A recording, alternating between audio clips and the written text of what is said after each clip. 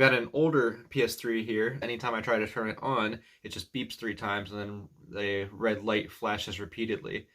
And I did a little bit of research on this problem, and it seems like it's a precursor to the yellow light of death issue, which is commonly seen on these, or the original series of the PS3s. In case you're not aware of the yellow light of death, it is due to overheating repeatedly.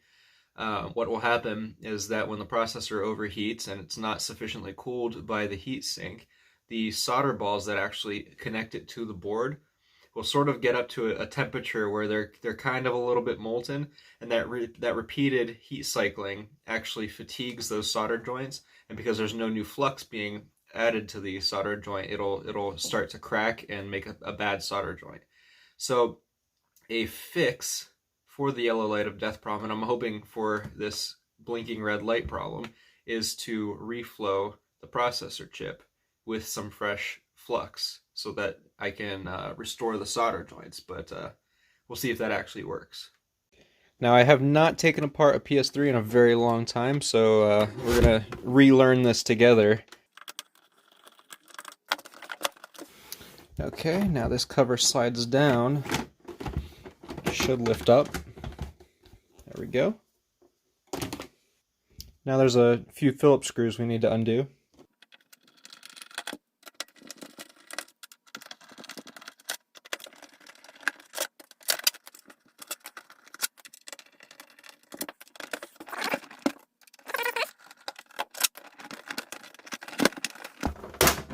There we go.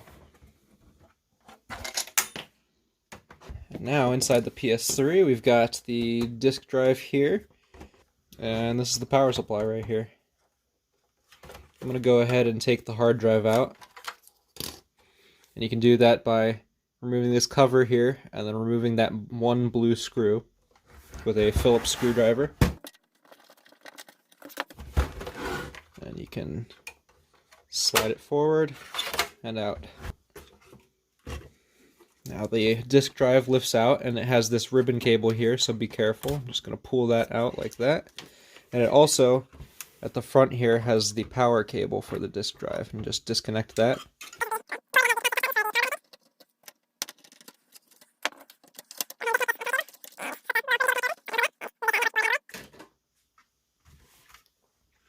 Now I'm going to remove the power supply, which can be removed from this main metal chassis with, I think, 4 Phillips screws.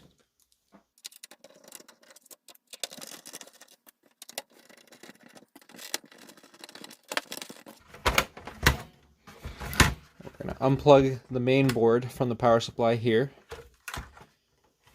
And also at the back of the power supply, we can disconnect the plug on the back of the console. I guess we gotta undo a couple Phillips screws before we can lift the main board out of the plastic enclosure.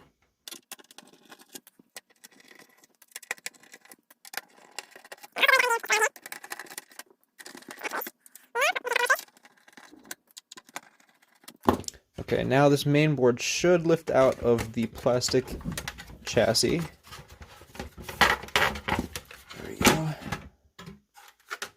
And I can set this off to the side. That's pretty gross. So now we're left with the main board, this giant cooling fan, and all this ducting, and underneath all that is the heatsink, and the processors, which is what we're trying to get to. So let's see, how does this come off?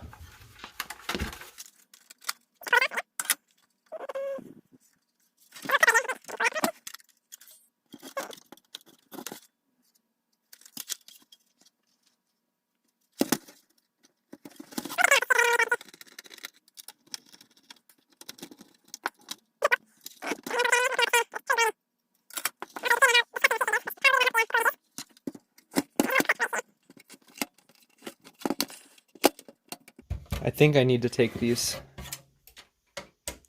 heatsink clamps off.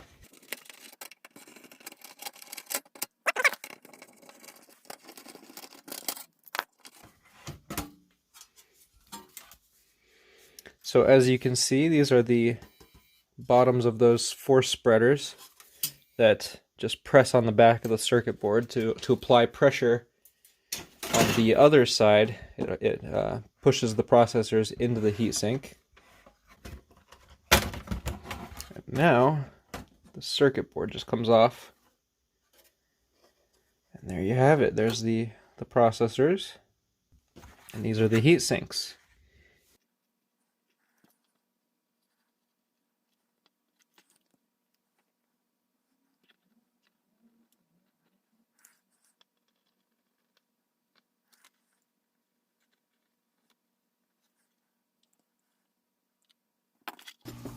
So I've got my hot air soldering iron going.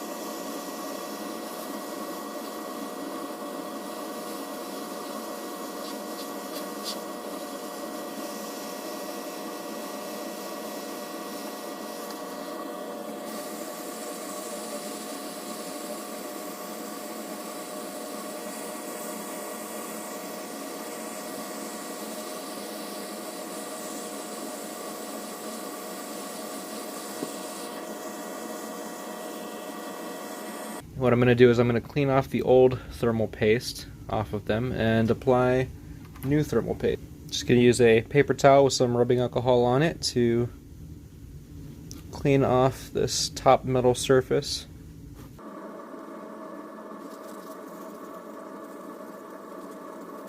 Now I'm going to put some new thermal paste on the processor.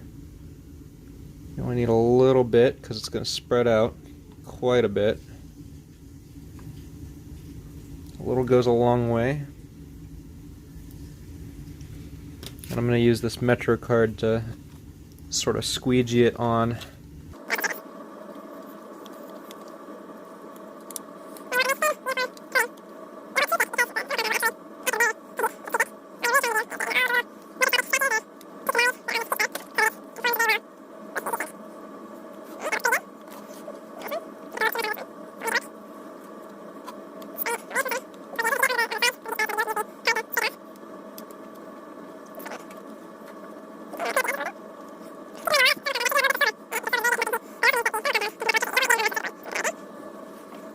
Take a look at our work. Yeah, it's kind of ugly, but it'll all sort of smush together when we put the heatsink on, because it's going to be pressing against the processor with quite a bit of force. So let's go ahead and put it back together.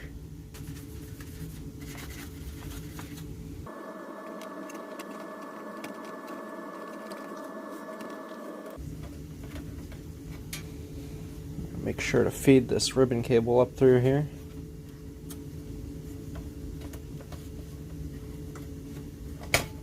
Just like that.